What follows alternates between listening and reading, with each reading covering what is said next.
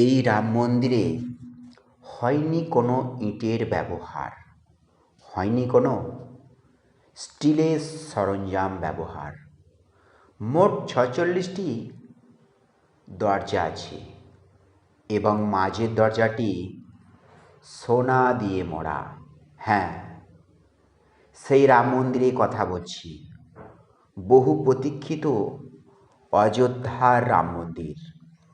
আজ 22শে জানুয়ারি, সোমবার। আজ সেই রামলালার প্রাণ প্রতিষ্ঠা দিবস।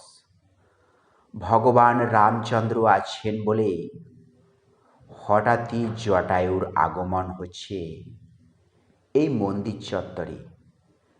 এসে পৌঁছেছে অনেক ভাল্লুক, এসেছে রাম ভক্ত, শয়ে শয়ে হনুমান। মোট 108টি ঘণ্টা ঝোলানো হয়েছে মন্দিরে। 1200 কেজি যার ওজন। হ্যাঁ, রাম নাম নেয়ার অধিকার আছে সকলেরই, জাতি ধর্ম এবং দলমত নির্বিশেষে। তাই সকলে একজোট হয়ে বলুন, জয় শ্রীরাম। ভোরের তারা চ্যানেলের প্রিয় দর্শক বন্ধুগণ, প্রতিদিনের মতো আজ ভোর 5টায় আপনাদের সকলকে স্বাগতম বরুল মা তারা মাতৃ আশ্রম কর্তৃক সঞ্জয় দেবের ভোরের তারা চ্যানেল আজ নিয়ে এসে হাজির করেছে প্রায় 500 বছর সংগ্রামী ইতিহাসের সেই ভিডিও। সাক্ষী রয়েছে সারা দেশ, সারা বিশ্ব তাকিয়ে আছে ভারতবর্ষের অযোধ্যার দিকে। 3.5 লক্ষ রাম ভক্তর আত্মবলিদান, 500 বছরের সংগ্রাম, ফলে আজ অযোধ্যায় নতুন দিগন্তে নতুন প্রভাত উদিত হয়েছে। এটা শুধু মন্দির নয়, এটা ভারতবর্ষের এক রাষ্ট্রীয় গৌরব। এই অযোধ্যাতেই ত্রেতা যুগে জন্মগ্রহণ করেছিলেন স্বয়ং রামচন্দ্র। সূর্যবংশীয় রাজা পরিবারের এই রামচন্দ্র, তার নামেই তো আজ রাম মন্দির প্রতিষ্ঠা দিবসকে ঘিরে সাজো সাজো রব, আলো, সুসজ্জিত রঙ্গমঞ্চে যেন স্বর্গ সাজানো হয়েছে।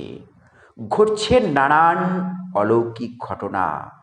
রামলালার প্রাণ প্রতিষ্ঠা উপলক্ষে তাকিয়ে আছে অযোধ্যাবাসীর দিকে সারা বিশ্ব এবং আমরা ভোরের তারা চ্যানেল।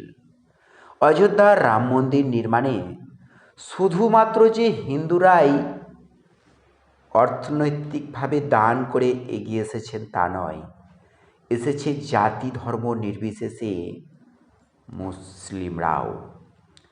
1100 কিলো একটি প্রদীপ এবং 108 ফুট একটি ধূপ, যা জ্বলবে প্রায় 50 দিন। 500 কিলো নাগাড়া এসেছে গুজরাট থেকে।